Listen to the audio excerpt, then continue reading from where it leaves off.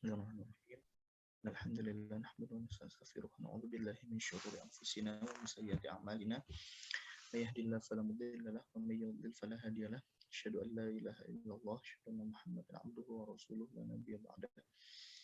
Allahumma shalli wa sallim wa barik 'ala sayyidina Muhammad wa 'ala alihi wa sahbihi ajma'in. Amma ba'd.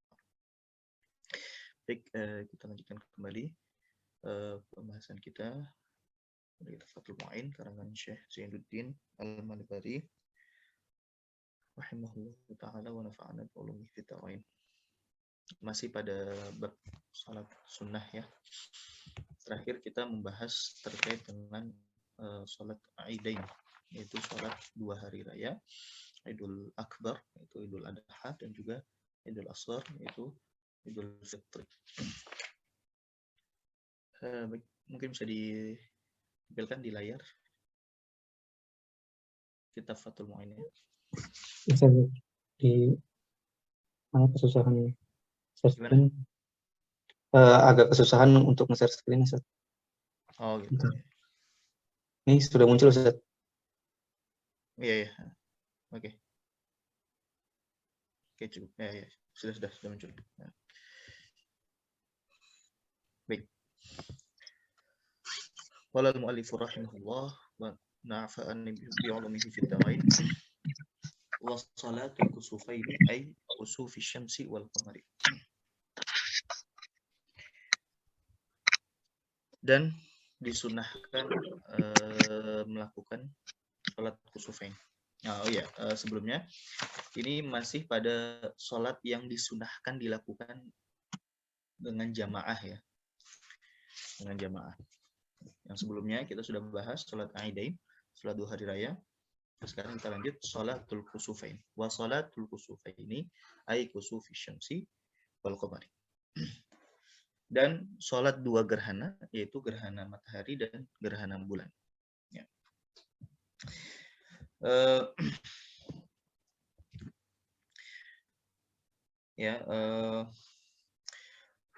Wa aqalluha raka'atani ka sunnati dhuhri. Ya, wa aqalluha raka'atani ka sunnati dhuhri. Dan secara prakteknya ya, kita bahas prakteknya, yaitu 2 rakaat paling minimal. Yang minimal adalah 2 rakaat seperti salat sunnah zuhur ya, salat sunnah zuhur. Kasunnati dhuhri. Nah, ini sebagai contoh aja ya. Karena salat zuhur itu ya sama seperti salat 2 rakaat yang lain gitu ya. Seperti salat qobliyah subuh sama ya. Sini sunnah zuhur ya, berarti ya kalau nggak badiyah atau nggak qobliyah. Jadi paling minimalnya ya adalah 2 rakaat. Nah, itu minimalnya 2 rakaat tanpa tambahan apapun ya. Jadi 2 rakaat membaca Al-Fatihah ya kalau rukunnya ya. Membaca Al-Fatihah habis itu kalau ya rukun sama sunnahnya ya. Ya takbiratul ihram habis itu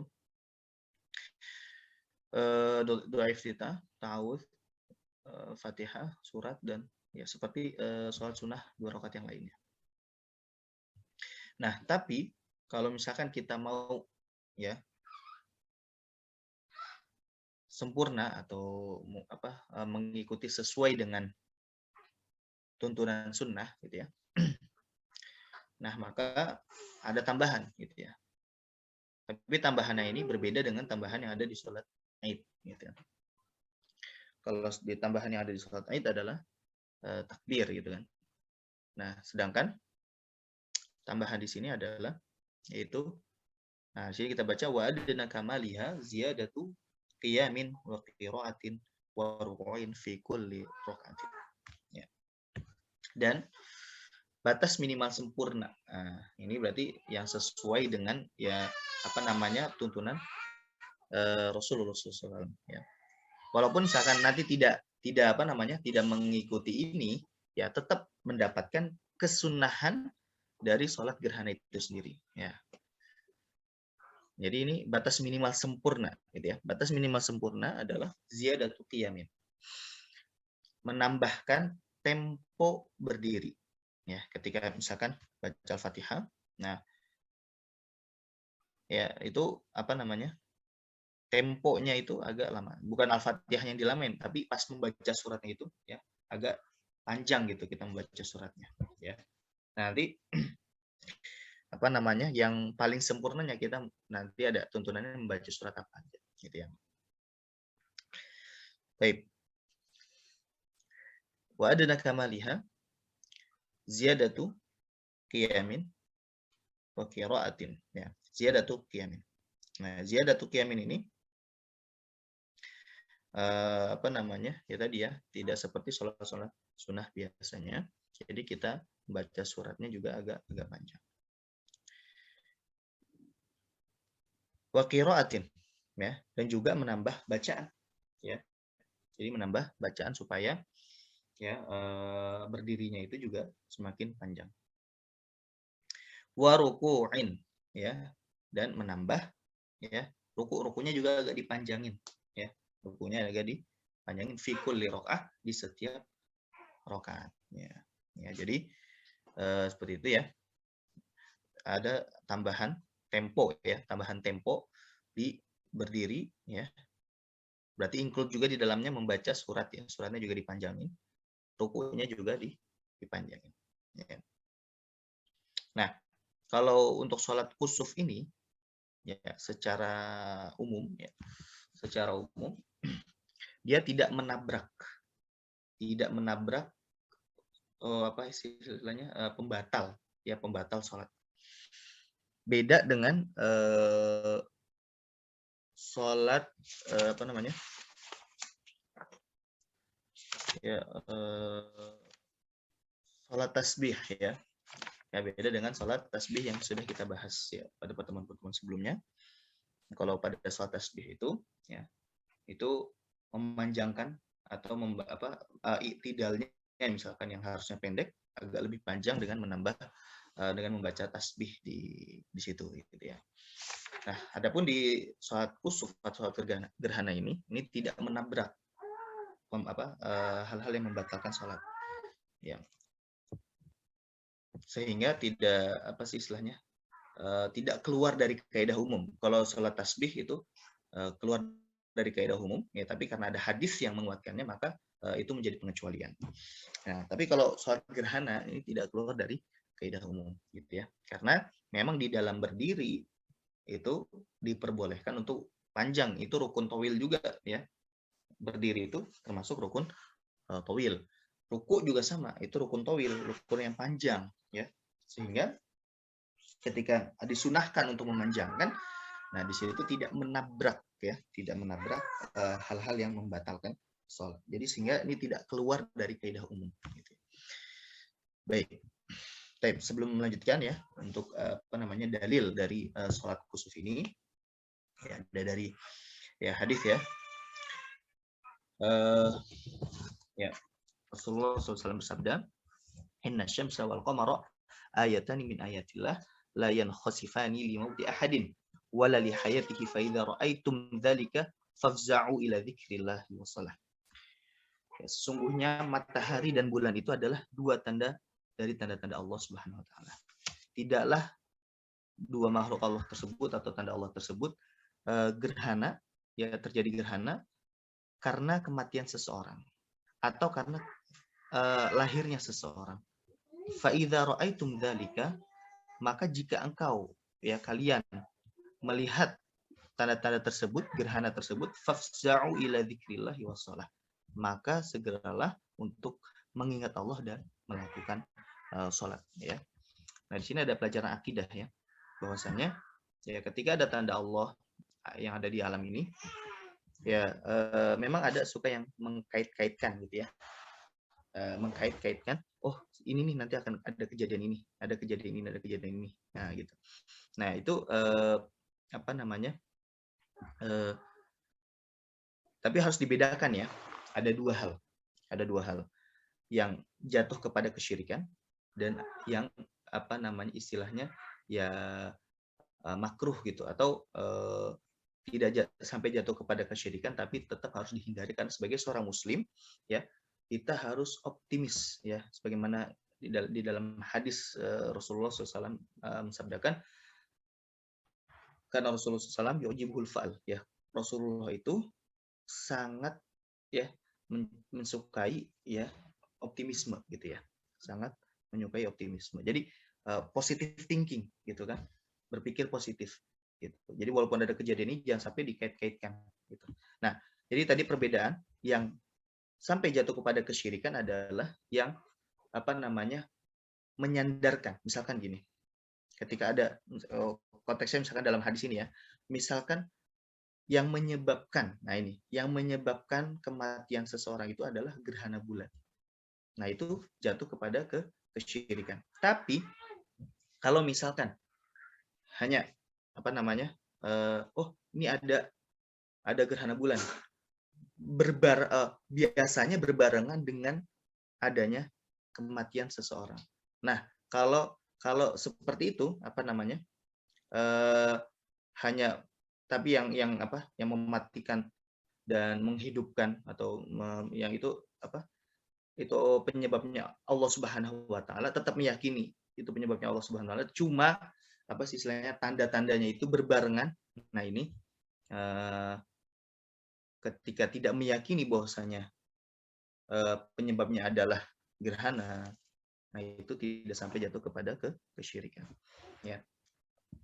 Jadi perlu dibedakan ya tadi, kalau misalkan meyakini yang menjadi penyebab kematian seseorang ya karena bintang ini atau misalkan karena gerhana bulan ini ya atau gerhana matahari gitu kan, seperti itu. Kalau dia meyakini itu sebagai penyebab ya bukan Allah gitu kan. Ya. Nah, itu ya. Itu syirik. Tapi kalau misalkan hanya dia tetap meyakini Allah yang mematikannya dan Allah yang menghidupkannya, tapi berbarengan gitu ya. Ketika ada kejadian gerhana kemungkinan ada yang meninggal dan hidup, itu tidak sampai jatuh kepada kesyirikan. Tapi di sini ada pelajaran bahwasanya kita tidak boleh pesimis ya. Kalau walaupun tidak jatuh kepada kesyirikan, tapi jangan sampai kita pesimis gitu kan. Nah, atau tasya'um ya. Tasya'um itu ya kalau bahasa kita mungkin tahayul gitu kan. Berhayal-hayal gitu kan. Nah, berhayal-hayal. Jadi misalkan kalau di hari apa nih? Di hari apa nih? Nah, itu namanya tasya'um ya, tasya'um. Kalau misalkan dia meyakini penyebab kesialan dia karena hari tersebut, nah itu syirik. Tapi kalau misalkan biasanya hari ini ada kejadian ini, nah tapi tidak menyandarkan penyebab itu kepada hari-hari tersebut, nah itu tidak sampai jatuh ke syirik. Tapi ya Rasulullah tidak suka, karena Rasulullah tidak suka orang-orang yang suka pesimis gitu ya. Jadi tetap harus positive thinking ya. Jadi ini mengajarkan kita untuk selalu berpikir positif seperti itu ya. Dan menyandarkan seluruhnya kepada Allah Subhanahu wa taala, tawakal gitu ya. Baik. Nah, tadi sudah kita bahas adnal kamal atau batas minimal kesempurnaan ya. Nah, sekarang kita masuk ke al-akmalnya, ya, sempurnanya yang sesuai dengan tuntunan hadis gitu ya. Wal akmalu ayyaqra ba'da al-Fatihati fil qiyamil awwali al-Baqarah au qadraha wa fi tsani kami'atai ayatin minha. Wa tsalits kami'ati wa khamsin wa rabi'i kami'atin.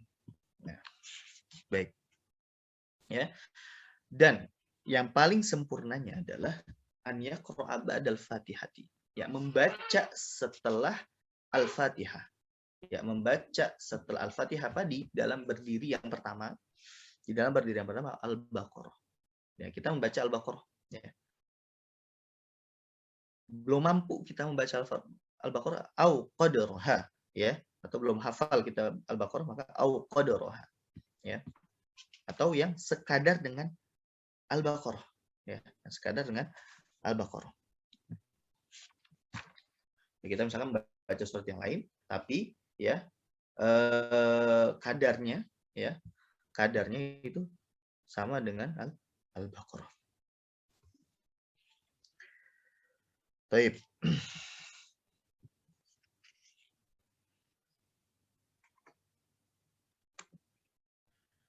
Ya. Lalu wafitsani, lalu di berdiri yang kedua, ya setelah membaca Al-Fatihah juga, itu ya membaca 200 ayat dari 200 ayat ya dari Al-Baqarah itu sendiri. Ya. 200 ayat dari Al-Baqarah itu sendiri. Ya. Nah, lalu jadi kadarnya. Yang pertama adalah Al-Baqarah atau kadarnya. Nah, yang kedua adalah 200 ayat ya. Wasalithi, nah, rakaat ketiga itu sekadar dengan 150 ayat. Ya. Warabi'i kami'atin, yaitu, dan yang rakaat keempat yaitu seperti 100 ayat ya. Nah, apa namanya? Nah, inti maksud dari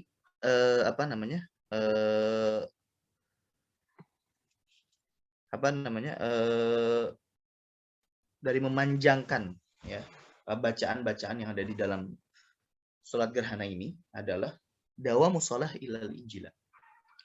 Dawamus sholati ilal injila adalah supaya kita melakukan sholat itu selama gerhana itu terjadi ya.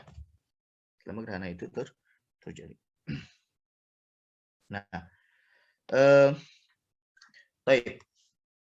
Ini tata cara yang pertama ya. Jadi atau yang paling sempurna ya, yaitu membaca Al-Baqarah. Habis itu yang kedua membaca 200 ayat ya dari Al-Baqarah. Yang ketiga adalah 150 ya. Yang keempat adalah 100 gitu. Nah, disebutkan dalam kitab lain ya. Nah, di dalam kitab Ihya Ulumuddin ya. Kalau di dalam kitab yang Ibn ini disebutkan dalam kitab Ihya Ulumuddin, fayaqra'u fil ula min qiyami raqatil ula al-Fatihah wal Baqarah. Jadi rakaat pertama membaca Al-Fatihah dan Al-Baqarah. Wa fi tsaniyati Al-Fatihah wa Ali Imran. Nah, di rakaat kedua Al-Fatihah dan Ali Imran. Ya. Wa fi tsalitsati Al-Fatihah wa surat An-Nisa. Ya, dan rakaat ketiga adalah Al-Fatihah dan surat An-Nisa. Dan yang keempat Al-Fatihah dan wa fi rabi'ati Al-Fatihah wa surat Al-Maidah. Dan rakaat keempat yaitu Al-Fatihah dan surat Al-Maidah. Nah, atau yang sekedar dengan surat-surat tersebut ya, au miqdar dzalika minal Qur'an min haitsu arada. Jadi atau sekadar dengan surat-surat tersebut ya, terserah milih surat-surat apa. Yang penting Al-Fatihah tetap dibaca kan, Al-Fatihah rukun ya. Terusnya surat-suratnya bebas ya pilih, tapi yang kalau misalkan mau dapat akmal ya, paling sempurna sholat gerhananya adalah dengan ya sekadar dengan surat-surat tersebut, atau tadi dengan ayat dari Al-Baqarah tadi gitu kan.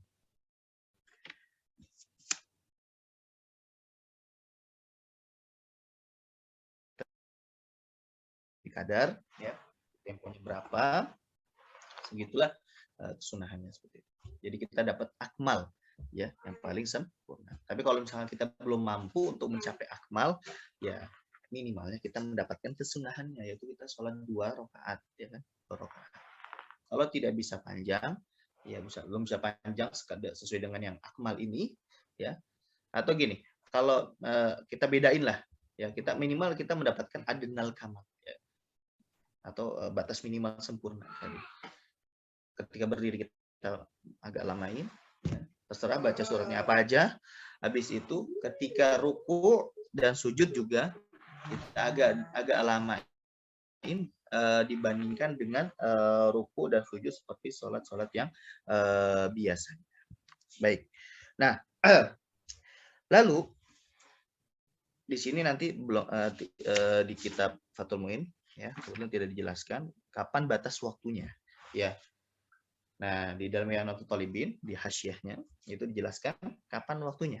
Nah, waktunya ya wa bayanuhu anna min ibtida'il khusuf ila tamamil injila. Ya. Jadi waktunya adalah dari permulaan gerhana. Ya, permulaan gerhana itu sudah masuk berarti sudah boleh sholat gitu ya. Sudah boleh sholat. Sampai kapan? Ila tamamil injila. Sampai gerhana bulan itu atau gerhana matahari itu selesai gitu ya.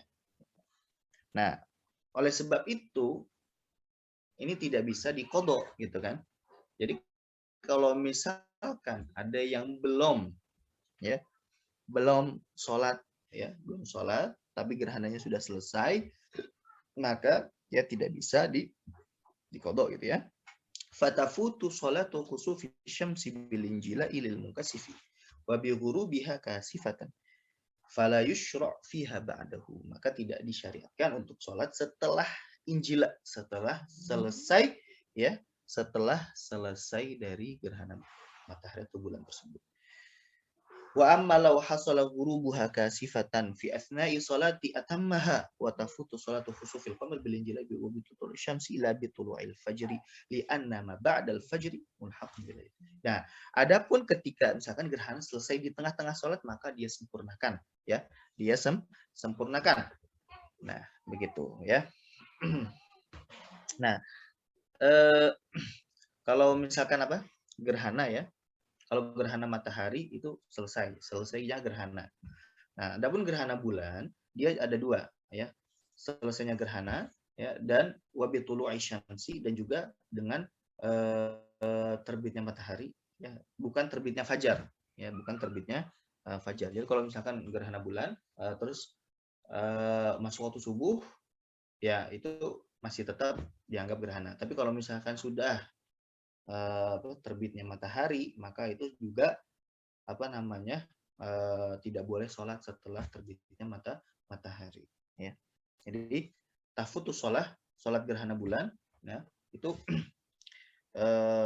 tidak dapat kesempatan dua selesainya gerhana bulan itu sendiri atau ya wabitulu isyamsi dan juga dengan terbitnya matahari.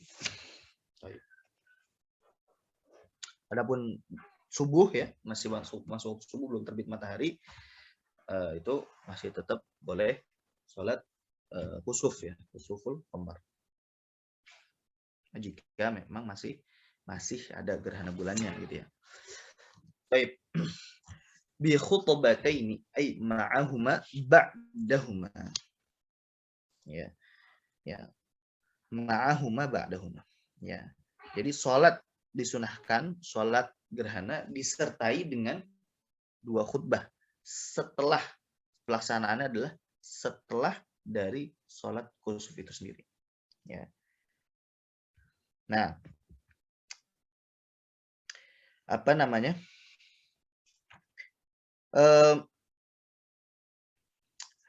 Bi khutbataini ini, ya. Bi khutbataini ini nanti ini kembali ke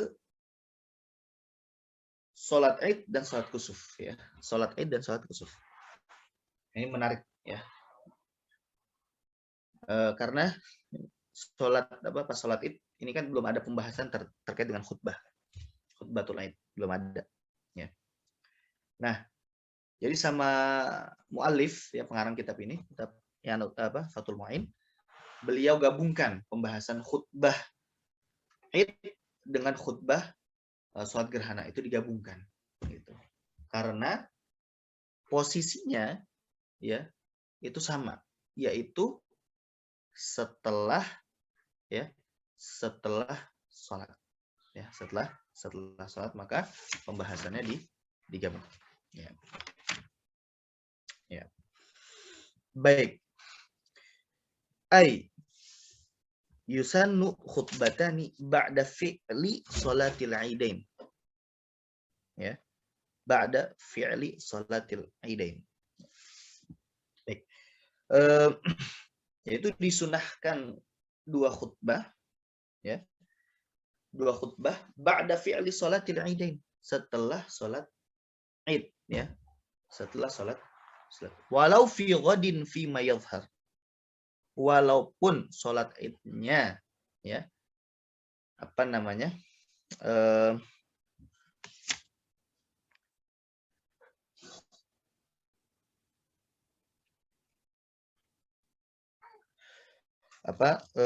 walaupun sholatnya dilaksanakan keesokan harinya ya, walaupun sholatnya dilaksanakan keesokan harinya. Nah kalau di sini contohnya gini ya, kalau misalkan ada orang yang bersaksi datang ke pemerintah setelah terbenamnya matahari. Setelah terbenamnya matahari, mereka bersaksi bahwa kemarin ternyata sudah dilihat hilal. Ya, kemarin sudah dilihat hilal pada malam sebelumnya. Ya, pada malam sebelumnya. Artinya harusnya hari itu ya mereka sholat Id, gitu kan? Ya. Nah, tapi ternyata mereka baru bersaksi pada hari itu, maka pelaksanaan sholatnya adalah keesokan hari. Baik.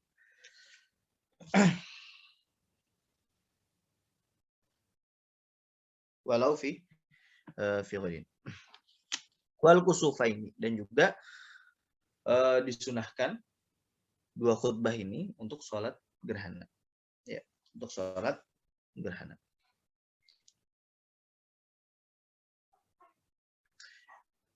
Nah, wa yaftatihu ulal khutbataini al-idain lal kusuf. Ya, lal kusuf. Nah, di sini membuka khutbah pertama. Nah, jadi khutbah Id dan khutbah gerhana kita dua kali ya. Nah, ini jadi apa namanya?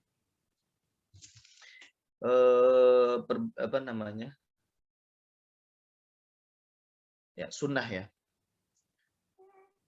Jadi yang khutbah dua kali itu bukan cuma sholat Jumat. Ya, bukan cuma sholat Jumat. Nah, tapi juga sholat Id dan sholat gerhana. Ya, rukun dan sunnahnya pun juga sama. Ya, rukun dan sunnahnya juga sama. Wahuma ka khutbatil Jum'ah fi arkanihima. Ya, jadi khutbah sholat Id dan juga khutbah sholat gerhana itu sama dengan khutbah Jumat ya di rukun-rukunnya.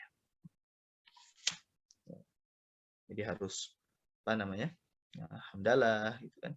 Habis itu sholawat, wasiat taqwa gitu, dan qiraatu ayatin minal Quran, atau membaca ayat dalam Al-Qur'an. Ya. Di khutbah yang kedua sama gitu kan. Hamdalah, sholawat ya, wasiat taqwa, terus qiraah ayat ya. Habis itu doa. Ya, doa untuk kaum muslimin. Tadi itu. Nah, itu rukunnya. Bisa berdiri ya. Nah, habis itu diselingi dengan duduk. Nah, itu sama. Wa amma syurutu khutbatil Jum'ah kal qiyam fihima wal julus bainahuma wa taharah was sitr fala tushtarat huna. Ya. Nah, kalau tadi rukun ya. Kalau rukun itu hamdalah, terus apa namanya? Sholawat pada Nabi. Habis itu wasiat taqwa, baca ayat gitu ya. Nah, qiraat kedua ada sama tadi itu, dan tambahan membaca doa pada untuk kaum muslimin. Nah, adapun berdiri ya, terus duduk di antara dua khutbah, terus dalam keadaan suci, dalam keadaan menutup aurat, itu namanya syarat ya. Itu namanya syarat. Nah, kalau di khutbah Jumat itu menjadi syarat ya, tidak sah khutbahnya kalau misalkan nggak berdiri, kalau misalkan nggak duduk di antara keduanya, atau nggak dalam keadaan suci, atau nggak dalam keadaan menutup aurat gitu kan. Nah, apa namanya? Itu menjadi syarat di sholat Jumat. Jadi kalau di sholat Jumat, di khutbah Jumat itu harus ada, dia harus berdiri, dia harus duduk di antara dua khutbah, dia harus dalam keadaan suci dan harus menutup aurat. Tapi kalau di khutbah gerhana ini, ya, maka berdiri, terus duduk di antara dua khutbah dalam keadaan suci atau dalam keadaan tidak menutup aurat gitu ya. Itu bukan syarat khutbah, bukan syarat khutbah gerhana. Ya. Jadi kalau misalkan tidak berdiri, misalnya, ya, tidak berdiri, ya berdiri di sini ya bagi yang mampu ya. Jadi kalau misalkan nggak mampu ya nggak apa-apa. Tapi kalau misalkan tidak berdiri, ya misalkan dia mampu berdiri tapi dia tidak mau berdiri, ya maka tetap sah di khutbah gerhana. Atau dia tidak mau duduk di antara kedua khutbah, maka tetap sah di khutbah gerhana. Atau dia dalam keadaan tidak suci, maka tetap sah di khutbah gerhana ini. Atau dia tidak dalam keadaan menutup aurat gitu kan, ada aurat yang terbuka, tersingkap gitu. Maka juga tidak membatalkan khutbahnya. Baik. Naam yu'tabaru minasyuruti li ada'i sunnah al-isma'. Ya, al-isma' was-sama'. Jadi supaya dapat kesunahannya, ya tetap ya, supaya dapat kesunahan khutbah itu sendiri harus diperdengarkan khutbahnya dan juga harus didengarkan. Baik. Wa yusanu an yu'allimahum fi khutbati Idul Fitri ahkam zakatil fitr. Ya. Disunahkan juga ketika khutbah Idul Fitr itu mengajarkan kepada jamaah itu ya hukum zakat fitrah. Ya, hukum zakat fitrah. Dan ini mungkin banyak yang luput gitu ya di di kita gitu kan. Perkara zakat ini. Wa fi Idul Adha ahkamal udhiyah, dan juga ketika Idul Adha yang mengingatkan atau mengajarkan kepada jamaah itu adalah hukum-hukum terkait udhiyah, terkait dengan kurban. Wa yusannu an ya'muran nasa fi khutbatul kusufain bitaubati minadz-dzunub. Adapun ketika gerhana ya disunahkan isi khutbahnya adalah terkait dengan taubat ya, terkait dengan taubat dari dosa-dosa. Ya, karena ya ketika kita melihat ya tanda kebesaran Allah Subhanahu wa taala ya maka menjadi apa sih istilahnya hati kita ya ada khauf gitu ya, ada rasa takut gitu kan. Jadi istilahnya kita mengingat kebesaran Allah Subhanahu wa taala sehingga ya disunahkan untuk ya bukan disunahkan ya, kita mengajak gitu ya, mengajak umat Islam ya untuk senantiasa bertaubat dari kesalahan yang sudah diperbuat. Wa bi fi'lil khairi min shadaqatin wa itqin wa nahwi dzalika, dan juga mengingatkan pada jamaah untuk senantiasa melakukan kebaikan ya, melakukan sedekah dan membebaskan budak. Sebab itu jadi ketika kita melihat tanda Allah ya, tanda-tanda Allah ya, kita kembali kepada Allah ya, kembali kepada Allah Subhanahu wa taala, itu yang benar, bukan mengkaitkan dengan hal-hal yang yang aneh-aneh gitu ya, yang aneh-aneh. Itu pelajaran penting yang bisa kita ambil dari hadis Inasyamsa wal qamaru ayat. Tapi juga jangan langsung dijudge itu syirik. Misalkan ada yang wah nanti ada istilahnya tuh amali ini atau ini itu jangan langsung dijudge syirik segala macam. Ya, karena kita nggak tahu hatinya apakah meyakini ya yang menyebabkan kejadian itu. Misalkan ada orang amali ini nanti bisa ini. Nah, kalau seandainya apa namanya mukhotob atau lawan bicara yang mengatakan itu meyakini bahwasanya itu penyebab atas kejadian tersebut tanpa Allah Subhanahu wa taala, maka itu memang syirik. Tapi kalau itu hanya sebatas apa istilahnya tuh berbarengan gitu ya, Allah yang menyebabkan kejadian tersebut, tapi kejadian ini biasanya berbarengan dengan kejadian ini. Nah, gitu. Ya. Nah, itu tidak sampai jatuh ke dalam kesyirikan, tapi memang itu ya tercela gitu ya, makruh gitu. Atau mungkin bisa jadi haram gitu kan, karena ada sikap pesimis di dalam dirinya. Ada sikap pesimis di dalam dirinya. Makanya ya, ketika memang tidak ada ya istilahnya bukti ilmiahnya ya apalagi zaman sekarang kan. Kalau zaman dulu mungkin bahkan sampai ulama sekalipun ya, tarafnya ulama itu banyak mengkaitkan ini dengan ini dengan ini ya, karena memang ilmu pengetahuan pada zaman dahulu itu ya belum secanggih sekarang. Tapi kan sekarang sudah canggih gitu ya. Sudah canggih sehingga ya kita tidak bisa mempercayai hal-hal tersebut gitu kan. Ya. Tidak bisa mempercayai hal-hal tersebut karena memang tidak ada bukti ilmiahnya. Sehingga kita bisa lebih berpikir positif, kita bisa berpikir lebih jernih. Gitu ya. Dan jangan sampai kita terlalu menjudge gitu ya. Wah, dia meyakini ini, dia bilang pamali gini-gini, nah itu langsung syirik, enggak ya. Karena kita ya juga harus husnuzon juga gitu. Jadi,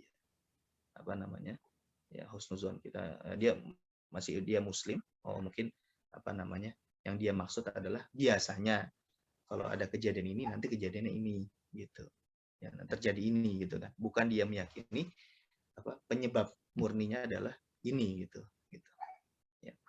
Karena yang menyebabkan garis ya, yang menjadi syiriknya adalah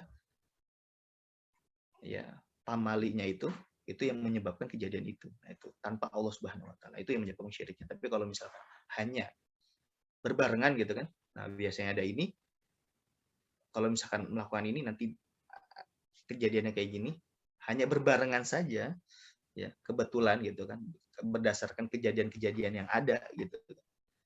Nah, itu tidak sampai jatuh, tapi tetap meyakini Allah yang menciptakan kejadian-kejadian tersebut, maka istilahnya tidak sampai jatuh kepada kesyirikan ya, tapi tetap ya harus berpikir positif ya.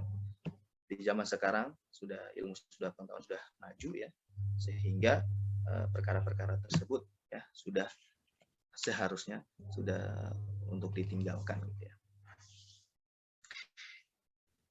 Makanya kita harus terus mencerdaskan masyarakat ya, apalagi zaman sekarang ya, jadi harus lebih, dan jangan sampai membuat skeptis masyarakat juga gitu ya.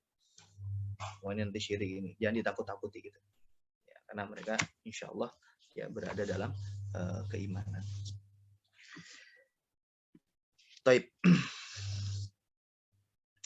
Wayan bagi an yafsila bainal khutbataini bitakbir, dan ya wayan berarti seyogianya untuk memisahkan antara dua khutbah tadi dengan takbir ya, dengan takbir. Saya belum selesai ya.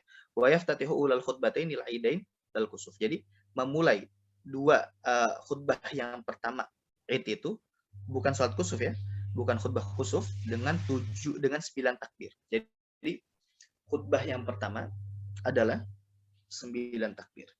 Nah, hitungan 9 takbir ini seperti yang ada di dalam sholat. Ya. Apa aja? Kalau di dalam sholat itu kan ada takbiratul ihram, itu pertama. Nah, terus 7 takbir Id. 7 takbir Id. Jadi 9 itu 1 ini asumsinya ya, kalau apa namanya diserupakan dengan sholat ya, yaitu 1 takbiratul ihram, habis itu 7 takbir Aid, habis itu takbir intikal ya, intikal dari berdiri ke ruku. Nah, jadi total ada 9. Jadi ketika di sholat dia melakukan 9 takbir, maka di khutbah juga dia melakukan takbir. Di khutbah yang pertama dia disunahkan untuk 9 kali takbir. Nah, itu untuk sholat Aid ya, bukan sholat kusuf, bukan sholat gerhana. Adapun di di khutbah yang kedua itu 7 takbir. 7 takbir itu asumsinya apa? 1 ya, takbir intikal dari sujud atau berpindah dari sujud ke berdiri. Habis itu 5 takbir Aid, ada 6 ya. Habis itu satu lagi adalah takbir intikal dari berdiri ke ruku. Jadi total ada 7. Ya, wilaan atau walaan yaitu di 7 yang 9 takbir atau 7 takbir itu dilakukan ya berturut-turut, tidak ada jeda ya, berturut-turut. Baik. Terus wayan bagi an yafsila bainal khutbataini bitakbir ya. Dan seyogianya ketika jeda antara 2 khutbah itu dia ya melakukan takbir. Ya, jadi ketika jedanya itu bukan diam aja. Ya, tapi juga disunahkannya untuk membaca takbir. Ya. Wayuk siro minhu fi fusulil khutbah. Ya, wayuk siro minhu fi fusulil khutbah. Dan memperbanyak takbir ketika di pasal-pasal khutbah, yaitu ketika ada jeda, ya, misalkan udah beberapa paragraf ya, nah habis itu kita takbir gitu kan, habis itu ketika ada jeda lagi kita membaca takbir gitu. Nah, itu. Jadi setiap ada beberapa jeda ya, itu kita disunahkan untuk memperbanyak membaca takbir ya, memperbanyak untuk membaca takbir. Terus taib. Nah, itu tadi untuk sholat Aid, untuk sholat Aid, khutbah Aid ya. Sekarang lalu bagaimana dengan khutbah gerhana gitu kan? Nah, ay la yaftatihu ula khutbatayil kusub bima dzukir. Ay wala thaniyata aidan. Wala akharu qalu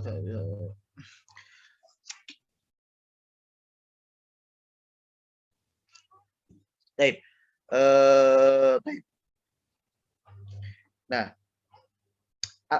ini kan sholat Aid ya, itu dengan takbir. Lalu apakah sholat kusuf itu diganti dengan membaca tasbih atau dengan membaca istighfar?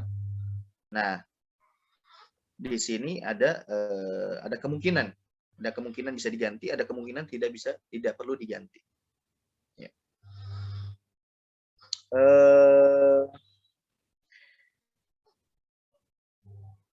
Nah, wal aqrabul awal. Jadi kemungkinannya adalah atau yang paling dekat